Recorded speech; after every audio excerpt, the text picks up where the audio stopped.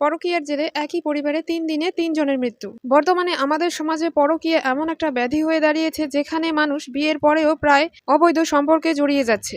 সেখানে তো তারা একজনের সাথে চলে গিয়ে নিজের মতো অনেক খুশি থাকে, কিন্তু সেখানে মাঝখান থেকে সাফার করছে তাদের ছোট ছোট বাচ্চাগুলো। ঠিক এরকমই একটা ঘটনা ঘটেছে জলপাইগুড়ির বারুইপুরে, যেখানে দেওর এবং বৌদির অবৈধ সম্পর্ক থাকার জন্য স্বামী তার স্ত্রী চুমকিকে খুন করে দেয়। এরপর সে নিজেও সুইসাইড করে নেয় এবং সুইসাইডের আগে নাকি হোয়াটসঅ্যাপে তার ছেলেকে তিনি বলে দিয়েছিলেন যে তার মাকে মারার পর তিনি নিজেও সুইসাইড করতে যাচ্ছে। পরের দিন তাদের দেহ উদ্ধার করা হয় এবং তাদের সমাধি করা হয়, কিন্তু এর পরের দিনই বৌদির চিতার কাছে দেওরের ঝুলন্ত দেহ উদ্ধার করা হয়। আর এখান থেকেই বলা হচ্ছে তাদের দেওর ও বৌদির সম্পর্ক খুবই গভীর ছিল। তবে তাদের বাড়ির লোক আরো ক্লিয়ার হয় দেওরের হোয়াটসঅ্যাপ স্ট্যাটাস দেখে। আজ আমরা এখন কোন সমাজের দিকে এগিয়ে যাচ্ছি?